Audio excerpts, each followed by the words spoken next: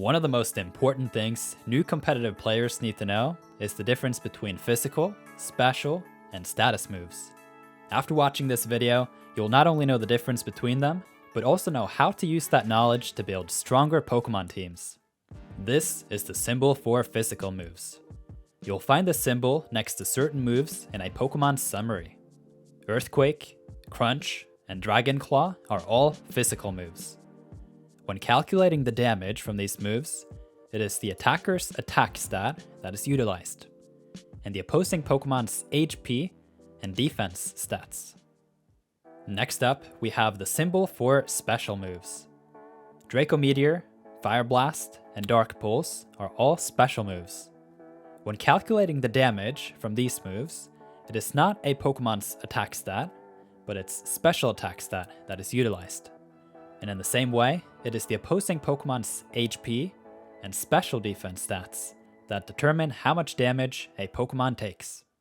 This brings up the question, which moves should you teach your Pokemon? The answer depends on the stats of your Pokemon. If your Pokemon has a higher attack stat, you may want to go with physical attacks. Or if your Pokemon, on the other hand, has a higher special attack stat, you choose special attacks. When choosing the moves for your Pokemon, you also need to consider the base power of the moves. For Garchomp, it is a much better choice to go with Earthquake than Tackle, for example. And for Hydreigon, you would much rather have Draco Meteor than Snarl. Another thing to consider is something called Stab. Same type, attack, bonus. If a Ground-type Pokemon uses a Ground-type move, you'll get a 50% increase in the damage done to the opposing Pokemon. And if a Dragon-type Pokemon uses a Dragon-type move, it will get a 50% increase to its damage as well. Moving along, and we find the symbol for status moves. These are moves that do not use the attack or the special attack stat at all. You might have seen Thunder Wave, which will paralyze the opponent, or maybe Agility, which will make the Pokemon super fast. There are a whole lot of status moves that your Pokemon can learn that can greatly increase their strength in battle. One such move is Dragon Dance.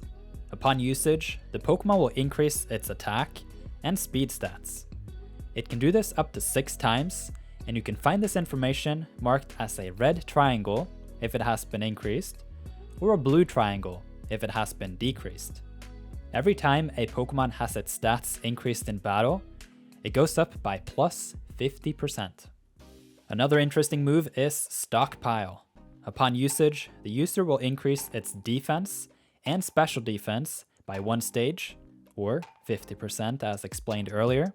This will make the Pokemon take a lot less damage from its opponent, and if it has a healing move as well, it can get quite nasty.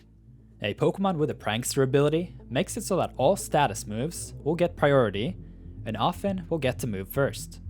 This is why, if you've seen my Klefki, that I get to move first when I use the moves Reflect and Light Screen, which are both status moves.